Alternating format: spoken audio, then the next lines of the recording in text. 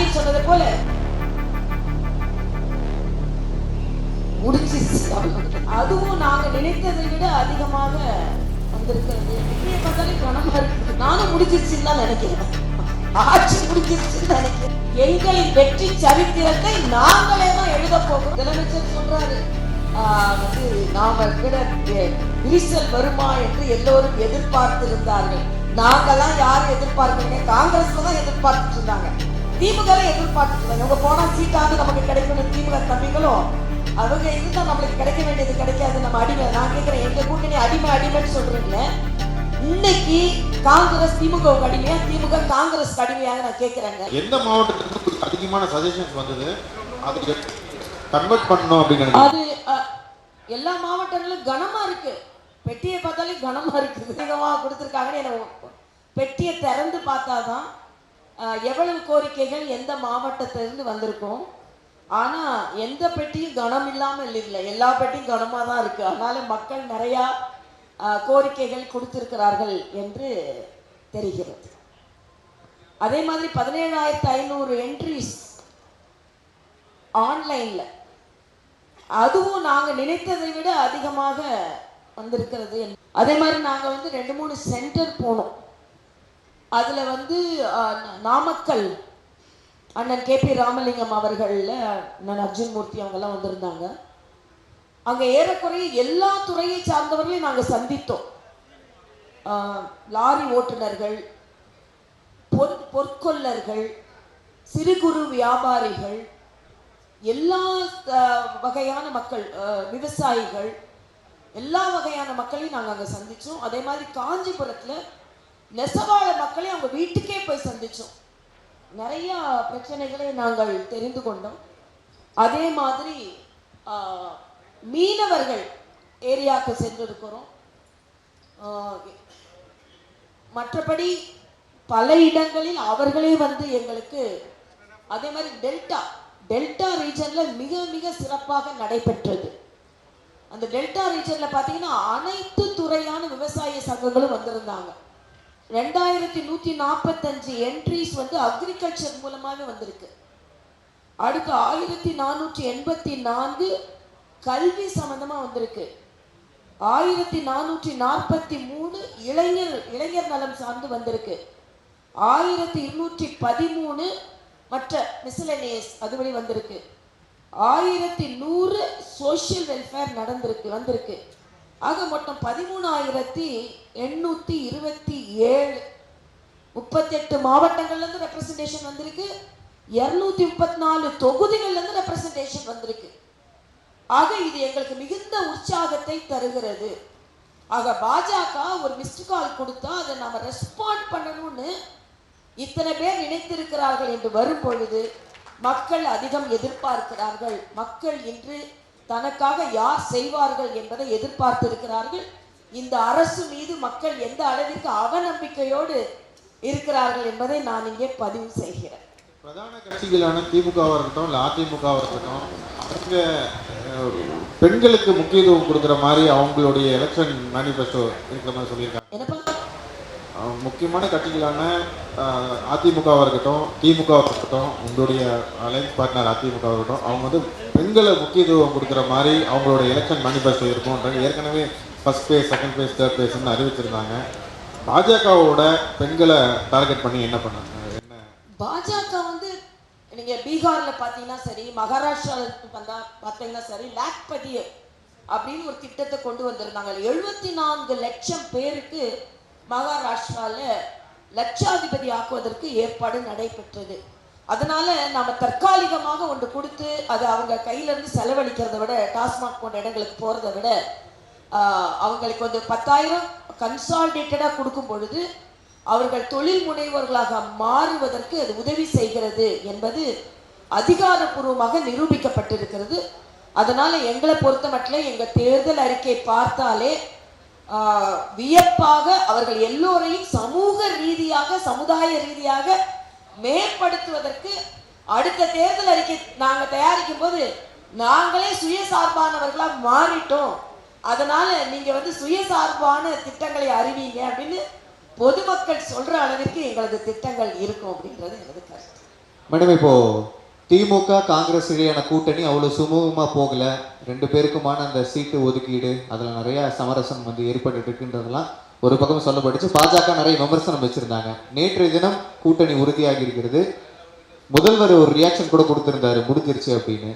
எப்படி பாக்குறீங்க? நானும் முடிஞ்சிருச்சுன்னு தான் நினைக்கிறேன். ஆட்சி முடிஞ்சிருச்சுன்னு நினைக்கிறேன். அதனால இன்னைக்கு அவங்க சேர்ந்துட்டாங்க, அது பெரிய சாதனை அப்படின்னு சொல்லிக்கிட்டு இருக்கிற நேரத்துல நீ முதல்வர் சொல்றாரு நாங்கெல்லாம் பிரிஞ்சிருவோம் நினைச்சிட்டு அவங்க எதிரணியில பார்த்துக்கிட்டே இருந்தாங்க. அப்படிலாம் இல்லைங்க. மற்றவர்களின் தோல்வியில் வெற்றி காண்பவர்கள் நாங்கள் அல்ல. எங்களின் வெற்றி சரித்திரத்தை நாங்களே தான் எழுத போகிறோம். அதுக்கு மரியாதைக்குரிய பாரத பிரதமர் மதுராந்தகம் வந்ததா இருக்கட்டும், மதுரை வந்ததா இருக்கட்டும், மரியாதைக்குரிய பாரத பிரதமர் மிக தெளிவாக ஒவ்வொரு அமைச்சர் மீதும் எவ்வளவு ஊழல் குற்றச்சாட்டு இருக்கிறது, எல்லா மாநிலத்திலும் ஒவ்வொரு அமைச்சரும் எப்படி நம்ம வேலை செய்யறதுல போட்டி போடுவாங்க. நான் தமிழ்நாட்டில் மட்டும்தான் எவ்வளவு ஊழல் செய்யணும்னு போட்டி போட்டு கொண்டிருக்கிறார்கள் என்று சொன்னார்கள். எந்த மதுரையில நின்று கொண்டிருந்தாரோ அந்த மதுரை மேயர் ஊழல் குற்றச்சாட்டுல பதவியை துறந்த சரித்திரமும் இங்க இருக்கிறது. அண்ணன் ஸ்டாலின் சொன்னது போல முடிஞ்சிருச்சு, அவ்வளவுதான். மேம், 74 லட்சம் பெண்களுக்கு வந்து 1 லட்சம் ரூபாய் கொடுக்கக்கூடிய திட்டம் மத்திய அரசால முடியுமா? அது நேரடியா வாக்குறுதியா கொடுப்பீங்களா? இல்ல, நாங்க வந்து எப்படி அவங்களுக்கு இப்ப உதாரணத்துக்கு அண்ணன் எடப்பாடியார் அவர்களே ஒரு குடும்பத்துக்கு 10,000 என்று அறிவித்திருக்கிறார்கள். நாங்க வந்து எங்களால மக்களுக்கு உதாரணத்துக்கு முத்ரா வங்கி திட்டம் 3 லட்சம் கோடி அமௌண்ட் வந்து தமிழ்நாட்டுக்கு ஒருத்தர் கொடுக்கப்பட்டிருக்கிறது. ஆக எப்படி மக்களை தொழில் முனைவோர்களாக மாற்றுவோம், இப்ப இருக்கிற திட்டத்துல இருந்து எப்படி அவங்க மேம்படுத்துவோன்ற திட்டம் நிச்சயமா இருக்கும். ஏற்கனவே மத்திய அரசின் அந்த திட்டங்கள் அவர்களை லட்சாதிபதி ஆக்கி கொண்டிருக்கிறது என்பதுதான் எனது கருத்து. நிதிஷ்குமார் பதவி விலகிட்டாங்க. இதே மாதிரி என்டிஏ கூட்டணி இருக்க எல்லாருமே வந்து ஒரு அழுத்தம் தருது. இதே தான் நாளைக்கு எடப்பாடி பழனிசாமிக்கு நடக்கும்னு சொல்லிட்டு காங்கிரஸ் எம்பி வந்து ட்வீட் பண்ணியிருக்காங்க. மேம், என்ன சொல்றீங்க? நான் இது முதலமைச்சர் நீங்க கத்துக்கிட்டீங்களா? தமிழ்நாட்டை பத்தி பேசும்போது நீ மணிப்பூரை பாரு, உத்தரப்பிரதேசத்தை பாரு, பீகாரை பாரு. தமிழ்நாட்டில் நாங்க வலிமையான கூட்டணி அமைச்சிருக்கிறோம். பீகாருக்கு பாலிடிக்ஸ் பீகாருக்கு. மேம், காங்கிரஸ் நீங்க குறிப்பிட்ட மாதிரி 5% கீழே தான் வாக்கு சதவீதம் இருக்குன்னு சொல்லியிருக்கீங்க. முன்னாடி எல்லாம் அவங்களே 28 சீட்டு வாங்கிட்டாங்க. நீங்க கடந்த நாடாளுமன்ற தேர்தலில் 11% வாக்குன்னு சொல்லியிருந்தீங்க. எவ்வளவு சீட்டு உங்களுக்கு கிடைக்கும் நம்புறீங்க? இல்ல, நாங்க யார் கூட யாரையும் ஒப்பிடலைங்க. நாங்க எங்க கூட்டணியில நாங்க எல்லாரும் நட்பு ரீதியா எவ்வளவு பிரித்து கொண்டு எப்படி வெற்றி பெற வேண்டும் என்பதுதான் எங்களது கோரிக்கையா இருக்குது. எங்களுக்கு காங்கிரஸ் எவ்வளவு இருந்தது, திமுக நாங்க திமுகவை விரட்டணுங்க. திமுக ஆட்சியில் இருந்து அப்புறப்படுத்தப்பட வேண்டும், அகற்றப்பட வேண்டும். அது ஒண்ணுதான் எங்களோட குறிக்கோள். இதுல எந்த கேள்வியும் விரிசல் ஏற்படுத்துவதை நாங்கள் ஒத்துக்கொள்ளவே மாட்டோம். அது ஒற்றை குறிக்கோள், திமுக அகற்றப்பட வேண்டும். ஏற்கனவே முதலமைச்சர் சொல்றாரு முடிஞ்சிருச்சு, அதை நாங்க முடிச்சு வைப்போம், அவ்வளவுதான் எங்களோட கருத்து. மேம், உங்க கூட்டணியும் திமுகவும் சேர்ந்து விஜய டீல் பண்ணி க்ளோஸ் பண்றதுக்கு பிளான் பண்றதா நேற்று விஜய் மேடையில் பேசினாரு. அதான் அதிமுகவும் திமுகவும் டீல் பண்ணியிருக்காங்க மறைமுகமான்ட்டு. அதை எப்படி பார்க்குறீங்க? அது தம்பி வந்து டீலிங்லாம் எங்கிட்ட இல்லை. நான் ஒண்ணுதான் விஜயை பாராட்டுறேன். ஏன்னா திமுகவிடம் இருந்து என்னென்ன தவறுகள் பொய் சொன்னார்களோ அதை தெளிவாக எடுத்து சொன்னார். அது வந்து நீட்டா இருக்கட்டும், விவசாயிகளுக்கு மானிய விலை கொடுப்பதாக இருக்கட்டும், பெண்களுக்கு கேஸ் மானியம் கொடுப்பதாக இருக்கட்டும், அதெல்லாம் தெளிவாக சொன்னார். அதனால அவரின் திமுக எதிர்ப்பு கருத்தை நான் வலிமையாக ஏற்றுக்கொள்கிறேன். மக்களும் அதை வலிமையாக ஏற்றுக்கொள்வார்கள். அது டீலு ஸ்டீல் எல்லாம் ஒன்றும் கிடையாது. தம்பிக்கே தெரியும், சும்மா பேசணும், விளையாட்டா பேசுறாரு, அவ்வளவுதான்.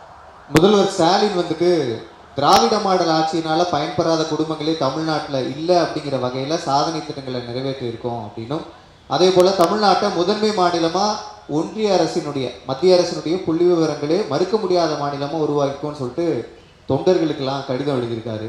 ஆமா, அதாவது கடுமையா உழைக்கிறேன்னு உழைச்சு உதயநிதியை தானே கொண்டு வந்திருக்கீங்க. ஒரு குடும்பத்துல ஒருத்தர்களை திருப்பி கொடுக்கறதுக்கு உழைத்து கொண்டு இருக்கிறீர்கள். இன்னொன்று, தமிழ்நாடு முதன்மை மாநிலமாக இருந்தா எல்லாரும் சந்தோஷம்தான். ஆனா முதன்மை மாநிலமாக ஆவதற்கு தமிழர்களின் உழைப்பு, தமிழர்களின் ஈடுபாடு, தமிழர்களின் அறிவாற்றல், தமிழர்களின் சுறுசுறுப்பு, இதுதான் காரணமே தவிர ஸ்டாலின் நிச்சயமா காரணம் அல்ல. இன்னொரு கணக்கையும் சொல்றேன், 11.5% வளர்ச்சி அடைந்த மாநிலம் எந்த மாநிலமும் கிடையாதுன்றாரு. இதுல மத்திய அரசின் பங்கு முழுவதுமாக இருக்கிறது. இங்கே தொழில் முனைவோர் அதிகமா இருக்கிறதுனால பொருளாதாரத்துல மேம்படுறோம். உதாரணத்திற்கு முத்ரா வங்கியில நாடு முழுவதும் 30 லட்சம் கோடி கொடுக்கப்பட்டிருக்கிறது. தமிழ்நாட்டில் மட்டுமே 3 லட்சம் கோடி கொடுக்கப்பட்டிருக்கிறது. இதுல 68% பெண்கள், 11% சிறுபான்மையினர். அதே மாதிரிதான் நாங்க சாலையோர வியாபாரிகளுக்கு பல லட்சமான பெண்களுக்கு கொடுக்கப்பட்டிருக்கிறது. மத்திய அரசின் துணை இல்லாமல் இவர்களுக்கு பொருளாதார மேம்பாடு கிடையாது. இந்த முதல்வர் எங்க வேணாலும் போய் சொல்லட்டும், தனி மாநிலம் கிடையாது. இது எல்லாவற்றிலும் மத்திய அரசின் பங்கு இருக்கிறது. தேர்தலுக்காக அண்ணன் இன்னும் 2 மாசத்துக்கு இப்படி கடிதம் எழுதி கொண்டிருப்பார். மக்கள் அதை சட்டை செய்ய மாட்டார்கள் என்பது எனது கருத்து. மேம், இப்போ விஜய் பாராட்டினீங்க அந்த நீட் தேர்வு மாநில அரசால் முடியாதுன்னு சொல்லி, அதை ஏடிஎம்கேவுக்கும் பொருந்துமா? இந்த தேர்தல் வாக்குறுதியில நீட் தேர்வு விலக்கு அப்படிங்கிறது 2 தரப்புலையும் கொடுக்க மாட்டீங்களா? அதிமுக பாஜக இல்ல, கொடுக்கறதுக்கு என்கிட்ட இல்லையே. அது வந்து உச்ச நீதிமன்றத்தின் தீர்ப்பு. உச்ச நீதிமன்றத்தின் தீர்ப்பை யார் என்ன செய்ய முடியும்?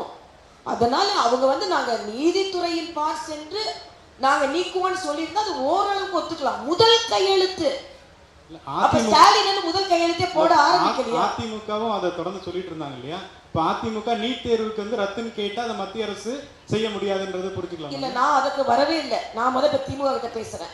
திமுக ஏன் அப்படி சொன்னாங்க? முதல் கையெழுத்துன்னு சொன்னாங்க. அதுக்கப்புறம் உதயநிதி போய் கோடி கையெழுத்து வாங்கி நான் ஜனாதிபதிக்கு கொடுப்பேன். அதுக்கெல்லாம் என்ன அர்த்தம் தெரியாது. ஆனா நான் போய் எப்படி 3 படி அரிசி கொடுக்குறேன்னு சொல்லிட்டு 1 படி கூட கொடுக்கல. அத மாதிரி தான் இவங்க அப்படி செய்வாங்க. பொய் இந்த மக்கள் உணர்ந்து கொள்வார்கள் என்பது. அதான் நீட் தேர்வு அதிமுக அந்த வாக்குறுதி கொடுத்தா மத்திய அரசு பரிசீலிக்குமா இல்லைன்றமா? இல்ல, இது சுப்ரீம் கோர்ட்ல இருக்குப்பா. அது எல்லாருக்குமே தெரியும். அதனால இவங்கள மாதிரி கையெழுத்து போடுவேன், கையெழுத்து போடுவேன்னு சொன்னது பொய்யா இல்லையா? அப்பதான் ஸ்டாலின் ஒரே ஒரு கேள்வி கேட்கிறேன். சுப்ரீம் கோர்ட்ல உள்ள ஆர்டர்னு தெரியாதா? தெரிஞ்சு பொய் சொன்னீங்களா? நீங்க சொல்றது புரிஞ்சிச்சு மேம். ஏடிஎம்கே இந்த வாட்டி அந்த வாக்குறுதி கொடுக்கறதா இருந்தா இது அவருக்குமே நீ சொல்ற பதிலா இருக்குமான்னு பாக்க. நான் இப்ப அதுக்கு வரவில்லை. கொடுக்கறதா இருந்தா அவங்களுக்கு எல்லாம் தெரியும். இப்ப ஏன் அதுக்கு நீங்க அங்க போறீங்க? மதுவிலக்கு அந்த கான்செப்ட் கடந்த தேர்தல பெருசா இருந்துச்சு.